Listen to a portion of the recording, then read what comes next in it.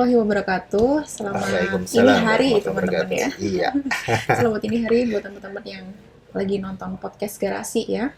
Saat ini saya sedang bersama dengan Pak Handaru. Pak Handaru, apa kabar? Alhamdulillah Mbak Nadia, kabar baik, sehat. Sehat ya, Gimana Pak? Mbak Nadia, sehat? Alhamdulillah sehat, Pak. Saya sempat sakit juga, Pak Handaru, tapi nggak boleh sakit ya. Harus terus on terus Mbak. Betul, Dengan semangat betul. brutal. Penyakitnya moga-moga mental semua. Amin ya gitu. Pak Handaru ini sangat semangat sekali ya, Pak. Terus Alhamdulillah. Pak Handaru ini adalah salah satu Pak Handaru ini adalah ketua penerimaan mahasiswa baru ya, periode Betul. 2024 di Iya. Universitas Merdeka Madiun. Betul. Nah, Pak Handaru, hingga saat ini nih ya, Ya. peserta pendaftaran yang sudah terdata ada berapa orang, Pak? Oke. Sampai saat ini. Oke, jadi saya ceritakan dulu. Boleh. Untuk penerimaan mahasiswa baru Unmar Madiun itu ini sudah masuk ke dalam gelombang pertama Mbak. Jadi gelombang pertama itu mulai dari bulan Januari sampai dengan Maret. Ya alhamdulillah peminatnya sudah cukup banyak. Saat ini sudah hampir mendekati angka 70 pendaftar yang sudah masuk kepada kami. Itu masih ada beberapa yang memang dia belum mendaftar karena mengambil beberapa program seperti program RPL dan program-program kelas karyawan lainnya. Itu mereka belum upload data ya istilahnya. Yang sudah upload data itu total hampir 70 saat ini. Alhamdulillah ya, Pak. Alhamdulillah. Jadi di periode pertama ini sudah mendapatkan 70 pendaftar ya, Pak? Iya, Totalnya. gitu. Lalu untuk gelombang kedua dan ketiga dibuka kapan nih, Pak? Kalau gelombang kedua dan ketiga untuk gelombang kedua dulu ya. Jadi gelombang pertama Januari sampai dengan Maret. Lalu gelombang kedua itu nanti mulai dari April sampai dengan Juni. Lalu Juli sampai dengan September adalah gelombang ketiga. Gitu. Ya. Gitu, Mbak. Nah, Pak Handaru nih sebagai ketua tim PMB Ya. penerimaan mahasiswa baru. Pastinya ada promosi-promosi yang dilakukan ya kan, Pak? Oke. Sejauh ini apa aja tuh, Pak, promosi yang dilakukan oleh tim PMB untuk meningkatkan minat siswa SMA untuk masuk ke Unpar Madiun? Ya. Jadi untuk tahun ini kalau kami boleh jelaskan ya. Untuk promosi yang kami lakukan yaitu kami akan selama periode kemarin ya dari mulai bulan Desember, Januari, Februari kemarin kami lebih masif untuk melakukan sosialisasi di sekolah. Jadi kami masuk ke beberapa sekolah. Saya juga ikut dengan tim saya juga, tim kami untuk mereka sosialisasi di sekolah. Jadi kita masuk dari kelas ke kelas ya. Kami berikan sosialisasi kepada adik-adik di sana, pada semua jurusan ya, baik itu IPA dan IPS. Kami sampaikan aja bagaimana sih perkuliahan itu. Selain sosialisasi, kami juga aktif dalam mengikuti kegiatan Expo, yaitu beberapa event Expo telah kami ikutin dalam bentuk istilahnya education fair ya, edu fair istilahnya. Iya. Jadi kami ikut beberapa edu fair di beberapa lokasi, termasuk di beberapa sekolah yang mengadakan. Dan itu alhamdulillah antusias dan animo dari anak-anak kami ya, yang ada di sekolah tadi, putra-putri pelajar di sekolah-sekolah tadi, dalam melihat Unmar tuh mereka sangat tertarik. Apalagi dengan kondisi Unmar sekarang, Mbak. Iya. Waduh. Kita bisa lihat bangunan Unpar sekarang juga lebih baik lagi. Iya, Pak. jadi Ada pembangunan lagi. alhamdulillah untuk tahun ini dengan program yang dilakukan oleh baik itu yayasan dan universitas ya. Jadi Unmar mempercantik dirinya. Dan itu impact-nya sangat terasa sekali bahwa animo dari anak-anak kami ya, putra-putri yang ada di sekolah itu menanyakan, Pak, Unmar sekarang udah tambah bagus ya, bangunannya tambah cantik. Meskipun itu mungkin mereka pada saat lewat kondisinya belum jadi, tapi mereka sudah punya gambaran bahwa Unmar nantinya akan menjadi salah satu universitas yang lebih cantik lagi karena udah berbenah, udah mempercantik diri. Ya itu makanya kami masif terus kami sosialisasikan terus, kami promosikan terus. Jadi ya kalau boleh saya cerita, sebenarnya saya itu kan memang basicnya dari dunia pemasaran, Mbak. Jadi namanya promosi itu mempromosikan suatu barang itu kita menjual secara fitur dan benefitnya. Iya, Nah fiturnya Unmer itu ya sekarang dengan adanya 5 fakultas, ada prodinya yang sudah lengkap, akreditasinya adalah B, baik sekali. dosen-dosennya juga udah sudah mencukupi dengan jumlahnya, mereka juga sudah certified. Bahkan tahun ini alhamdulillah Unmar punya 3 profesor. Alhamdulillah. Nah, itu Ya, dia. Kemarin baru pengukuhannya. Iya, betul Jadi ya, sekali, Pak. suatu kebanggaan bagi kami, Iya. Civitas Akademika Unmar, kami memiliki 3 guru besar di lingkungan Universitas Merdeka Madiun. Itu adalah fiturnya. Lalu benefitnya apa? Nah, inilah yang kami sampaikan kepada adik-adik. Jadi kalau boleh kami sampaikan, pada saat kami ngobrol dengan anak-anak kita di kelas ya, itu kita nanya aja, apa sih sebenarnya rencana mereka setelah lulus sekolah ya? Ada yang mungkin ingin kuliah, Iya. ada yang mau kuliah, ada yang angkat tangan, ada yang mau kursus, ada yang angkat tangan, atau mungkin mau melanjutkan usaha orang tuanya, mungkin orang tuanya punya usaha, punya bisnis, siapa ya ada ya, tapi mungkin jumlahnya tidak terlalu banyak. Ada yang mau usaha sendiri, itu pun juga jumlahnya nggak banyak.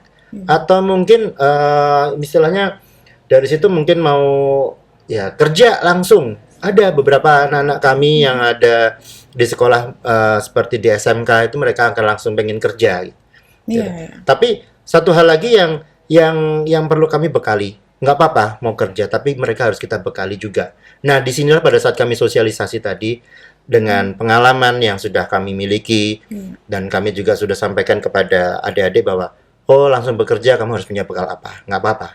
Jadi bukan hanya kita mempromosikan Unmar, tapi kami memberikan sosialisasi, kami meng-encourage atau mengedukate ya anak-anak itu untuk mereka, oh ada informasi tambahan dari Unmar, ternyata Unmar itu nggak hanya promosi, tapi mereka juga share, mereka juga berbagi gitu. Iya. Karena yang kami bawa ke dalam kelas-kelas tadi, pada saat kami sosialisasi, itu adalah Bapak Ibu dosen yang mereka akan langsung ditanya, gimana sih di Unmar, gimana sih kalau kita langsung kerja, apa yang harus kami persiapkan. Jadi kita tidak hanya promosi, tapi kita mengeduket anak-anak kami yang di sekolah-sekolah tadi. Nah, namun banyak juga yang ternyata kok nggak angkat tangan. Saya nanya, loh kenapa nggak angkat tangan?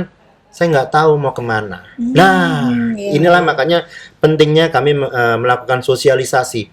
Kita lebih masif sosialisasi. Memang sosialisasi tadi kami membatasi sampai dengan bulan Februari. Kenapa? Karena bulan Maret dan seterusnya anak-anak kami yang di sekarang kelas 12 ya istilahnya ya, Iya, kelas 12. itu mereka akan lebih berkonsentrasi untuk menempuh ujian akhirnya, ya kan? Mereka juga harus berkonsentrasi. Kemarin tanggal 28 mungkin mereka harus mengumpulkan atau mereka sudah mulai mendaftar untuk seleksi masuk berbasis prestasi SNBP itu ya. Mereka juga konsentrasi. Jadi kami tidak akan mengganggu konsentrasi mereka. Nah, hal-hal yang kami sampaikan kepada putra-putri kami di sekolah tadi ya, anak kami yang di sana adalah sekolah, kuliah, pilihan cuma 2. Masuk ke negeri atau ke swasta. Ya, nah, betul. tapi ada hal yang perlu kami sampaikan, informasikan kepada mereka bahwa sekolah itu, kuliah itu ternyata tidak harus mahal. Ya, nih, mengingat juga pilihannya kan antara universitas negeri atau universitas swasta. Betul. Nah, saya dengar dari cerita Pak Handaro tadi nih, saya melihat daya tarik Unmar Madiun ya, Pak ya. Itu salah satunya ada di fasilitas kan berarti. Betul, sarana prasarana ya, betul. fasilitasnya. Mungkin Pak Handaro juga bisa cerita di sini buat teman-teman semua yang nonton podcast Garasi saat ini. Iya. Fasilitas apa yang sedang atau apa yang unggul ada di Unmar gitu. Oke. Unmar Madiun gitu. Jadi gini, kalau boleh kami cerita. Iya. Di Unmar Madiun yang saat ini secara fisikal, kalau kita nggak sampai masuk lah ibaratnya, tapi cuma ngelewatin depan aja, ngelewatin jalan Serayu itu, ngelewatin depan Unmar udah kelihatan nih sarana prasarananya, gedung yang megah di depan namanya Gedung Samiarto Laksono itu ya, yang sekarang di cover dengan warna merah putih yang sangat anggun dan indah tadi. Itu dari situ udah kelihatan, wah ternyata fasilitasnya sekarang lebih cantik. Itu yang pertama. Yang kedua, pada saat nanti kita ternyata bisa masuk nih ke dalam. Nah, di situ kita akan berhadapan dengan yang namanya fakultas yang sudah lebih lengkap. Kita ada 5 fakultas. Ada ekonomi, ada hukum, ada FISIP, ya, terus ada pertanian dan ada teknik. Nah, itu mereka akreditasinya juga mesti bertahan. Mempertahankan akreditasi itu bukan suatu hal yang mudah, tapi membutuhkan kerja yang baik. Nah, makanya itu kami juga harus mempersiapkan bahwa kondisinya seperti ini untuk menyambut anak-anak kami yang akan belajar di Unmer. Itu fasilitasnya. Belum lagi kita punya fasilitas seperti laboratorium. Kita punya fasilitas seperti lab, itu ada laboratorium yang di dalam kelas ya. Bahkan kita di pertanian juga ada lab lapangan tuh Mbak, laboratorium lapangan. Iya, iya. Jadi mereka akan nyoba di situ. Bahkan ada yang akan sedang kami kembangkan saat ini adalah laboratorium nanti buat Fakultas Teknik Sipil ini. Oh, Kita lagi gitu, Pak. iya, kita lagi mengencourage Susana, kami lagi mempersiapkan laboratorium untuk teknik sipil.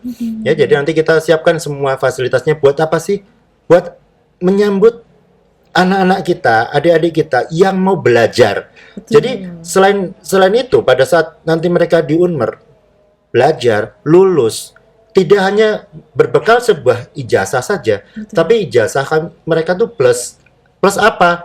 Pendidikannya. Kami juga berikan pendidikan pendampingan, misalnya kayak ya contohnya kayak ada klub bahasa Inggris, klub jurnalistik, belum lagi kegiatan-kegiatan ormawanya, UKM-nya. Waduh, Unmer lengkap sekali. Oh gitu. Itu misalkan mau main musik, Iya. mau olahraga panahan, mau olah suara nih. Iya. Ada menari, seni, ada semua Mbak. Dan kita lengkap itu. Olahraganya apa aja? Macam-macam. Ada panahan, ada menembak. Nah, Itu menwa. ini nggak semua ini ada ya Pak untuk menembak itu? Belum semua. Belum Mbak. semua ya? Belum semua memiliki fasilitas seperti itu. Tapi Unmer sudah melengkapin. Ya alhamdulillah kita memiliki ruangan terbuka hijau yang saat ini sedang dipercantik.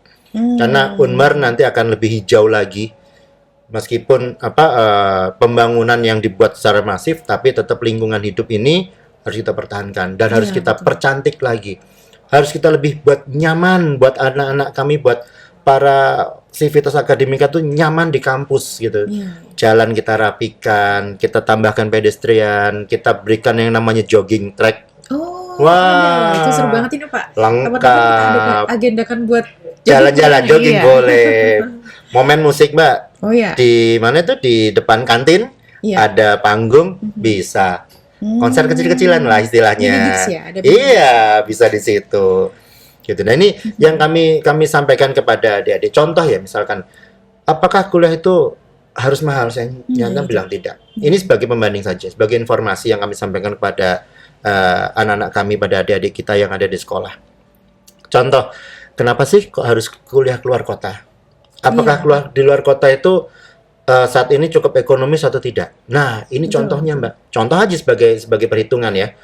Kalau kuliah di luar kota, baik itu di manapun lah ya. Tapi saya ambil ini contohnya, perhitungan yang saya dapat ini di bulan Juli Agustus di sebuah kota di Jawa Tengah. Ya. Datanya seperti ini. Contoh yang paling simpel aja. Ini paling sederhana nih, hitungan paling sederhana saja. Kalau kita keluar di luar kota, ya ada kemungkinan kita punya saudara di sana yang bisa kita tinggalin sebagai tempat kita tinggal di sana. Tapi kalau Anda kata tidak, kan kita harus tetap kos ya Mbak. Iya. Nah, kos-kosan itu saat ini kalau di Jawa Tengah ya, ini saya ambil salah satu contohnya adalah mereka itu sekarang kalau bayar kos-kosan itu mereka nggak mau bulanan Mbak. Iya. Langsung setahun. Dan ini biayanya setahun itu rata-rata ya. Kos itu paling simpel itu adalah 7 juta rupiah per tahun. Nah, kalau sekarang kuliah 4 tahun dong. Iya. Ya kan? Kalau 4 tahun 7 juta per tahun dikalikan 4 berapa itu? 28 juta. Nah, oke, kos-kosan udah terasa. Mohon maaf, ini kos-kosan 7 juta ini belum termasuk listrik dan internet ya. Oh, jadi ini baru kamar aja ini. Hanya kamar iya, dengan fasilitas yang tidak lengkap ya, Pak? Iya, cuman ada kasur, terus ada lemari kecil sudah. Tapi listrik belum, internetnya belum. Nanti ada charge lagi. Ini belum saya hitung nih. Saya hanya ngitung kamarnya saja nih. Nah, pasti selain kos pasti butuh makan. Iya, betul. Makan paling sederhana saat ini 10.000, Mbak. 10.000 ya bayanglah. Lauk, sayur, minuman, belum termasuk minum, Mbak. Oh, belum termasuk minum. Nggak dapat 10.000 nggak dapat minum nih. Jadi kalau memang ibaratnya makan seret lah ibaratnya, karena 10.000 hanya makannya saja. Satu kali makan. Satu kali makan 10.000, 3 kali makan sehari 3 kali, terus kalikan dengan 30 hari sebulan. Ya, hitungnya 30 hari. Lah emang kalau kosnya kalau kampusnya libur terus makannya libur ya kan? Enggak, tetap mereka makan. Iya, nah, dikalikan dengan 12 bulan 1 tahun, dikalikan selama masa kuliah 4 tahun ya. Itu untuk makan saja itu 43 juta. Iya. Jadi more and less, peluang lebih ya untuk kos dan makan selama 4 tahun. Ini saya nggak hitung transport ya. Iya. Ini kalau ada transport, ada jajan, wah ini makin besar Belum angkanya. lagi ada laundry, apa segala Wah, macam. belum Mbak. Ini GrabFood, uang nonton ya. aduh, jangankan nonton Mbak. Ini aja belum, uang nyuci aja belum ada ini. Iya, betul. Kan mereka juga butuh mandi, mereka butuh sabun segala macam. Ini saya belum hitung nih. Iya, Kurang betul, lebih ya biaya hidup untuk makan dan kosan saja itu 71 juta untuk 4 tahun. Iya, Nah, betul. kalau andai kata sekarang misalkan untuk kuliah di negeri, ya contohnya di sebuah universitas negeri dengan ngambil program mandiri katakanlah karena nggak masuk ke SNBP atau SMPT, jadi pintunya pakai pintu mandiri dong. Nah, kurang lebih itu 1 kali kuliah dia lulus kuliah aja ya, uang kuliah, uang gedung, SKS-nya dia, apa sama apa biaya hidupnya dia itu kurang lebih ya habisnya sekitar 200 jutaan lebih.